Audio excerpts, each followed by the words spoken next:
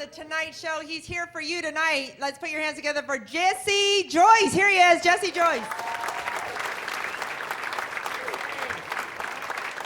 All right. Sweet. What is up? How are you guys? It's good to be here. We did it. The world famous Comedy Magic Club, and it's packed to partial capacity. Kick ass. Exciting.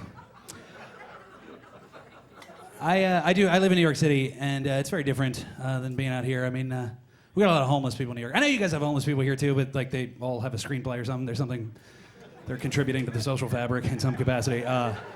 In New York, they're scumbags. They really are, all of them. They trick you. You don't know if you can believe their story, right? Like this happened. I got on the subway, and there was a homeless guy there. He goes, "Folks, I'm not homeless. I'm down on my luck, and here's what happened. I just came in town from Baltimore with my daughters, and I got mugged and beat up right in front of them. They took my money, and they put me in the hospital, and I just need money to get back down to Baltimore." And that was sad. It's the people that gave him money, and I was about to give him money, and just then the guy who was sitting next to me on the subway leans over and he goes, "Hey, just so you know, I heard that same guy give that exact same speech 2 weeks ago." Yeah, exactly. I was like, damn, that is sad. That every couple of weeks this guy's getting his ass kicked in front of his kids. We're like, we have to do something. This dude needs money for a baseball bat or karate classes. Someone has to stop this. My name is Jesse Joyce. That has been my name the entire time, and this is a problem for me. I don't know why it's a problem, but when I introduce myself to people, or they hear my name, Jesse Joyce, like 1 out of 10 people will respond, "Jeffy?" Like Jeffy? Like Jeffy, Jeffy? That shit happens to me 3 times a week. Like, I am a grown adult man. What grown-up calls himself Jeffy? I took my wife to a nice restaurant. I made a reservation. I showed up. Let me guess, I have a reservation for 2. It's under Jesse. He looks at it. He goes, "No, we do have a Jeffy." "Yeah, it's me, Jeffy. I just forgot my hat with the propeller and my balloon, so maybe you didn't recognize me." The dumbest, I once introduced myself to this guy. It was a completely normal situation, nothing weird. I just said, "Hey, I'm Jesse Joyce." He goes, "Jazzy?" Jazzy. He thought I said jazzy and then was cool with moving on in the conversation. Like, what kind of an a-hole would have the balls to look you in the eyes and shake your hand and then with confidence and no further explanation would call himself Jazzy Joyce, you know? It's like I could have maybe understood it if at the time when I was introducing myself I did it like Jesse, but I didn't do it that way, you know? Maybe in a pocket of filled with glitter, you know, and I went Jesse, you know, because then he'd have glitter in his eye, be like, "I don't know what he said, but that was jazzy," and then I tap dance, but I didn't do it like that at all. The other thing I don't want to dwell on, but I have to mention, because I know people think it, is I'm told by pretty much everyone that I seem to have a look and a demeanor that implies that I do a lot of blow.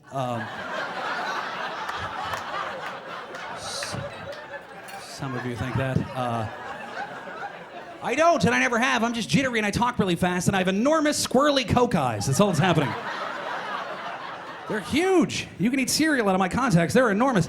I'm told by many I resemble a coked-up Dr. House, people seem to think. Tell me from time to time. Yeah. All right. Yeah. Okay. Yeah. I just want to be clear. I hate that applause because it wasn't for me. It was for House. Yeah, I know it was. Yeah. You guys love him. I know you do. So I got married this year, so that just happened. Yeah. Oh, no, it's cool. No, it's fine. It's my first wife. It's not like a big deal. So, come on. I'm in show business. It is inevitable. But I love her. She's great. We live together. That's weird. Well, that's not weird. That's standard. It's weird for me to live with her because I never lived with a woman. I always had guy roommates. That's very different. I feel like the biggest difference is when you're a dude, you live with a woman, you are somehow automatically the most qualified person to fix shit. Like, how did that happen? I've never fixed a thing in my life, but I'm like knighted guy who fixes things automatically? Like, you women are under some very misguided impression. That's not something we're born with. Like, we don't have that skill at birth. And secondly, I don't know if you appreciate this, but when 2 guys live together and something breaks, we handle that completely differently. And you've probably never seen it, so I'll let you know what it's like. Here's what happens, women, when 2 guys live together and something breaks. This is what we do. Ready? We go, "Well, that's broken now." Yeah, who cares? That will stay broken forever because I don't care, neither do you. So let's go enjoy our day, huh?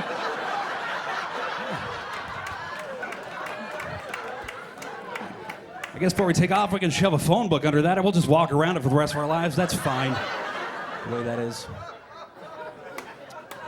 So, anyway. Halloween's coming up. That's my favorite holiday. I love Halloween. Last year, my wife talked me into volunteering in a haunted house, and don't do that. That's a disaster. It was like for charity or something. It was for like some kid disease, and like all the money went in. She was like, "Oh, we got to do that. We got to volunteer at the haunted house for the children." I was like, "That's a terrible idea." Well, I didn't say it like that. I said, "Sure," but.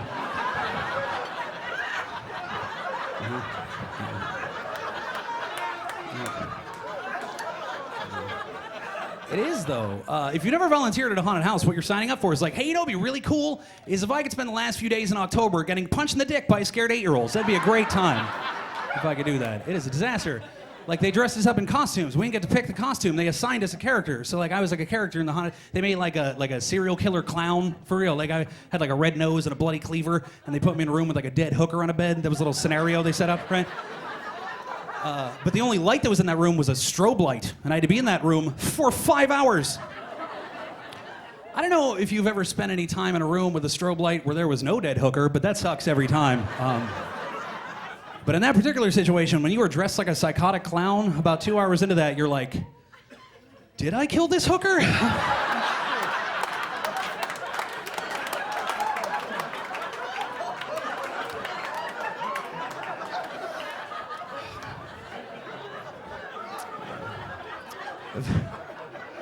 Eventually, you end up in the corner, rocking back and forth with both hands over your face, like, please make this quit happening. And the kids all come in, they're like, wow, that is scary in a way, I guess. That clown crying in the corner seems to be remorseful for murdering a hooker. It's really a complicated scenario you set up there. It's really even more psychologically scary than anything else. I just kind of figured you just jump out and boo, but that's creeping me the hell out. I'll give you that much, haunted house. That's a creepy scene. Yeah. Anyway, I travel around a lot. I just did stand-up in Croatia like a couple of months ago. That was weird. I was in Zagreb, Croatia. And are you Croatian? No, but you're thrilled that I was there. Thanks. All right, cool. It's odd. Well, I don't know if you've ever been to Croatia, but wow, are they racist. Wow, that is shockingly racist. But the thing is, if I can explain it to you, right, it's not like a mean-spirited racism. It's just they think that's what goes on. Like, they just have seen it in movies or whatever. So, like, they don't even have other ethnicities there. So they don't even know. So, like, it's this... By the time the stereotype even gets over there, it doesn't even make logical sense. Like this weird racist transatlantic telephone game, So they end up saying stuff like, is it true in America all black people are made of drugs? And it's like, that's not even biologically possible. Use your head, Victor. They think they're very ethnically diverse, so that's the crazy part. They've invented their own ethnicities that don't exist. Like, I heard a dozen people apologize when somebody would walk out of the room like, look, I'm so sorry about him. He's from a mixed marriage.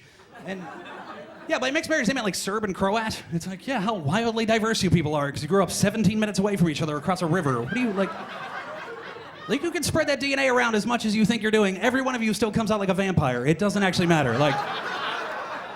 There are two genetic options in Croatia. It is vampire and Borat. That is all they bring to the table. And I swear to God, when they find out you're American, they want to tell you this story. I had like a dozen people, like a bunch of people told me this story. And it's a different story, but it's the exact same story. And this is the gist of the story. They'd find out you're American. They'd go like, you're from America. I have a story. You're not going to believe this. I was in America once. I was walking down the street. It was very late at night. This black guy starts coming toward me, so I'm sure he's going to kill me, like he would. And then the punchline of the story is like, and then he just walked right by. He's okay guy, can you believe? That's the whole story. And then they like wait for me to respond, like I'm supposed to say something to that. Like I'm gonna go like, oh, I guess he wasn't a very good black guy. Like, what are you talking about? What do you want from me? Like, was it his day off? I have no explanation for you, sir. It's weird. Anyway, I'm gonna tell you a story. This is a cute story. It's about the wife. This is like 2 months ago. I was in Portland, Oregon, and I was in a cab, and the cab ride is long, and the cab driver is chatty. He just wants to talk to me. But he's from Ethiopia, so he talks like this. That'll be important in a minute, all right? So we're driving along, and he doesn't want to talk to me. He wants to yell at me about gay people. I'm not sure why. Like, I just think he doesn't have access to gay people, and he knows I live in New York, so like I'm supposed to go back and report back to them and gather them all around like, hey, fellas, there is a stinky cab driver in Portland, Oregon who is unhappy with their sinful lifestyles. Like, I don't know what he wants from me.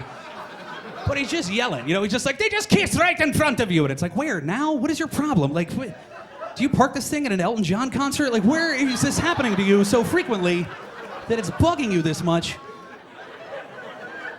So then at some point he mentions he's a 2-year-old. That's a distraction. We talk about that for a minute. Then point is, I can't wait to get out of this dude's cab. We get to where we're going. I pay him. I bolt, and he takes off. That's when I realize I left my phone in his cab. So I'm like, damn it, right? So I got to deal with this guy again. Now I got to call the dispatcher because I didn't write down a cab number because I'm an idiot. So like the only information I have to convey to the dispatcher is what I have gleaned from our conversation.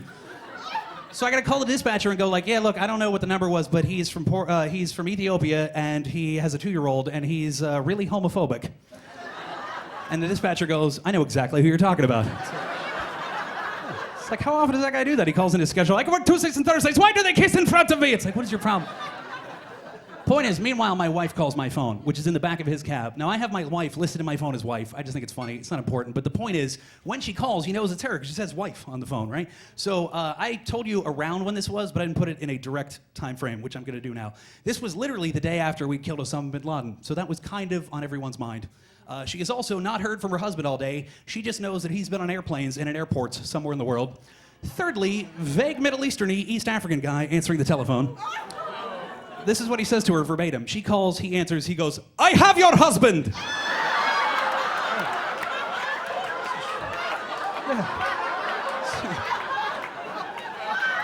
Yeah. Right? So she hangs up, she calls back. This is what he says the second time, I swear to God. He goes, woman, do not hang up, I have your husband! Yeah. Which is exactly what you'd say. If he'd kidnapped me, there's no more concise way to convey that in English. And my wife freaked out for a minute, then she realized everything was cool. But I just think it's adorable that there was like a little 2-minute window of time where my wife was like the only person on the planet who was somehow completely convinced that I was Al-Qaeda's first retaliatory strike against the death of Osama bin Laden, you know? Like, that's the move they chose to make, you know? Like, she's pacing around her apartment imagining somewhere in Kabul they're firing AK-47s in the air. We got Jeffy! You know, what's the matter with you? It's adorable. That's it for me. My name's Joyce. It's been fun. Thanks for having me. Have a great night. See you guys.